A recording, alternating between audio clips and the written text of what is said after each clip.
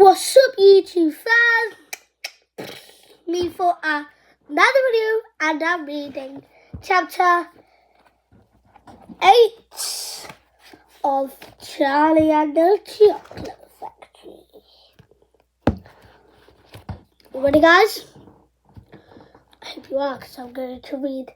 I think this is the biggest chapter so far. 2 more golden tickets fell.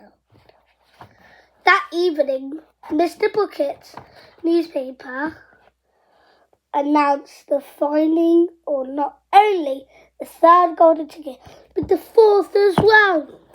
2 golden tickets found today. Screamed the headlines. Only one more left. Who do you think is going to get the last one? Has Charlie got the one yet? Because there's Charlie in the Chocolate Factory, but Charlie doesn't have the golden ticket yet, so I think Charlie might get the last one. He might. All right, said Grandpa Joe, when the whole family was gathered in the old people's room. After supper, let's hear who found them. The 3rd ticket, read Mr. Bucket, holding the newspaper up close to his face because he was short-sighted and he could afford glasses. The 3rd ticket was found by Miss Violet. There was great excitement in the Beauregard, I don't even know how to say it, I'm just going to miss that, household. When our reporter arrived to interview the lucky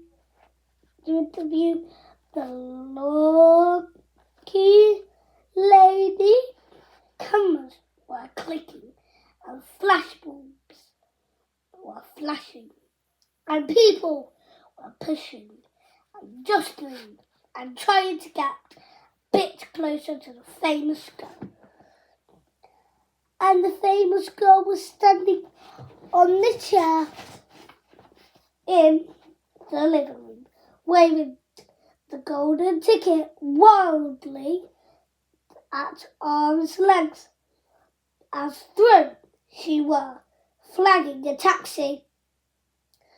She was talking very fast and very loudly to everyone, but it was not easy to hear all that she said because she was chewing so voraciously upon a piece of gum. And at the same time, I gum chewer. Normally, I am a gum chewer. Normally, she shouted. But when he heard about these ticket things, Mr. Wonka's, I gave up gum, started on chocolate bars in the hope of striking lucky. Now, of course, I'm back on gum. I just adore gum. I can't do without it. I munch it all day long, except for a few minutes at meal times when I take out and stick it behind my ear. For safekeeping, to tell you the truth, I simply wouldn't feel comfortable if I didn't have that little wad of gum.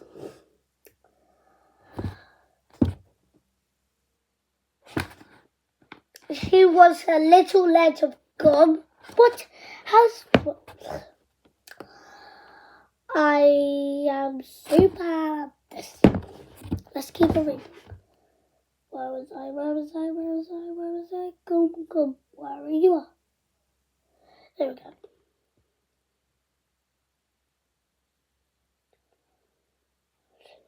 Just almost as much and not mine are just from yelling at me every minute of the day. Now, Violet, Mrs. Beauregard said from a far corner of the room where she was standing on the piano, to avoid being trampled by the bomb. All right, Mother, keep your hair on, Miss Beauregard shouted. And now, she went on, turning to the reports again. It may interest you to know that this piece of gum I'm chewing right at this moment is one I've been working on so far. Over 3 months solid. That's a record, that is. It's beaten the record held by my friend Miss Colin Nessard. And was she furious? It's my treasured possession now.